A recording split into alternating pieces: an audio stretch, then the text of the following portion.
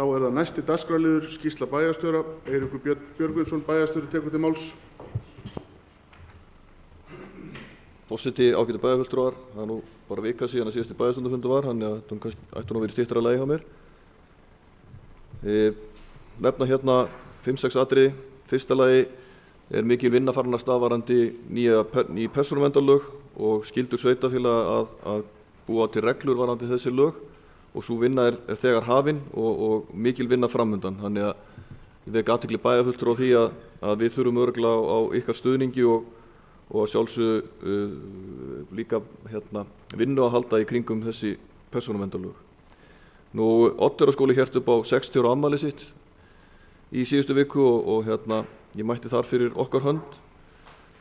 Nú, það var opinn fundur aðalskipulagi síðasta fimmtudag og fyrsti fundur af 3 og fundur nr. 2 sem sagt næstkomandi fimmtudagskvöld. Það var haldinn fundur af frumkvæði lögreglustjórans á Norðurlandi eystra á lögreglustöðinni, þar sem var að ræða nýja miðstöð fyrir þolendur ofbeldis á Norðurlandi. Og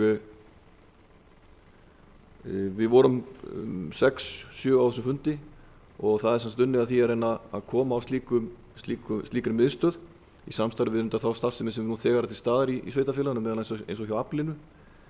En þetta að fyrirmynd miðstöð sem heitir Bjarkarhlíð og staðsett í Reykjavík með stuðningi velferðarráðuneytisins og dómsmálaráðuneytisins. Við og Guðrún framkvæmdastjóri fjölskyldusviðs var einnig á þessum fundi að sviðsstjóri.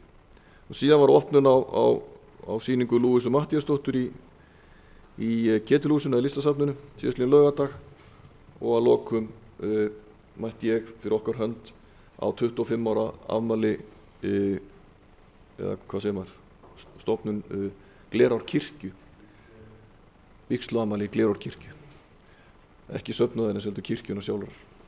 Þannig að þetta voru þau atriði sem að gerðust frá því síðasta bæjarstjórnarfundi. Takk fyrir. Svona helsta. Bæjarstjóri hefur lokið málstýru. Eiríkur Björn, eftirtalda fundargerðir laga fram til kynningar. Afgreiðslu fundur byggingarfulltrúa 7. desember, bæjarráð 7. desember, frístundaráð 23. og 30. nóvember, fræðsluráð 4. desember, velferðarráð 30. nóvember. Hægt að nálgast fundargerðir á heimasíðu bæjarins. Og að lokum vil ég óska bæjarfulltrúum starfsmönnum bæjarins, fjölskyldum þeirra og Akureyringum öllu nær og fjær gleðilegra jóla og farsældarár á nýju ári.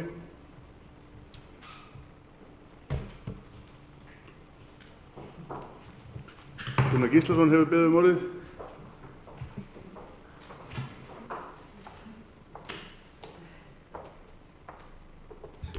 Forseti, ágæta bæjarfulltrúar, ég gleymi því alltaf hvað ég gamall. Ég svo unglegur í anda, sko. Ég ætla fyrir hönd okkar bæjarfulltrúa óska forseta vorun gleðilegra jóla og megi fjölskylda hans eiga gleðilega og ánægjulega hátíð. Takk kærlega fyrir það, Gunnar Gíslason. Þá segjum við fundi bæjarfulltrúa Gunnar Gíslason, segjum við fundi slitið klukkan 18:58. Gleðileg jól.